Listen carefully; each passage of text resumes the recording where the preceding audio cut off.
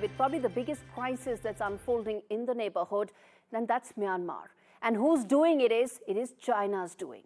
The situation in Myanmar has reached a boiling point as ethnic armed organizations like the Arakan Army have gained the upper hand in the ongoing conflict. These groups now control large parts of territory, including key border points with Bangladesh, dealing a heavy blow to Myanmar's military junta. In fact, the map that we are going to put out for you viewers, that tells you exactly what's happening. For China, this power shift could be disastrous as it threatens its multi-billion-dollar infra projects and strategic investments in the country. And at the heart of China's interests lie the China-Myanmar economic corridor that you can see, a flagship initiative that promises to secure China's energy supplies while sidestepping the choke point that is the Strait of Malacca.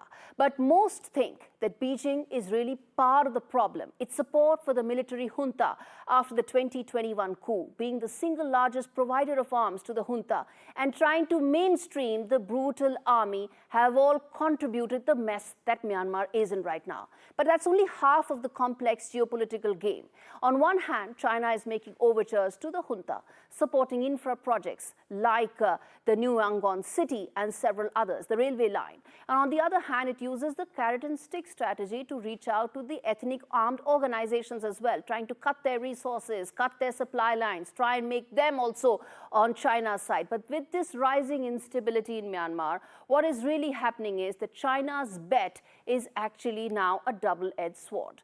And the kicker really is that China has everything to lose. If the junta crumbles, it risks losing control of crucial territories and pipelines, not to mention the rare earth minerals that are essential to its high-tech industries.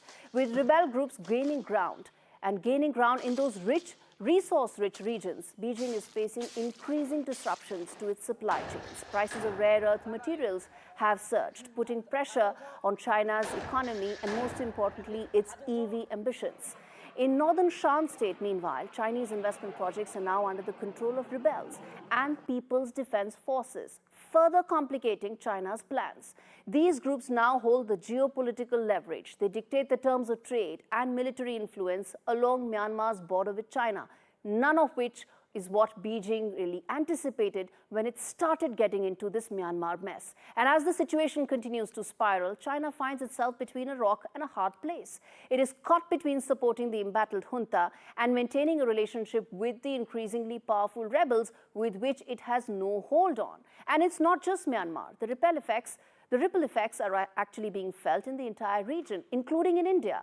The instability is pushing New Delhi to now shore up its defenses along the porous Myanmar-India border.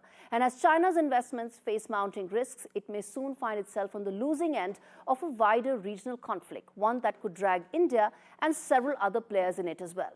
Beijing has tried to juggle both sides, but in this high-risk game, it may soon discover that it cannot have its cake and eat it too. And suppose the junta falls and the rebels actually gain control. In that case, China will be left holding an empty bag, investments at risk, and strategic projects all hanging by a thread.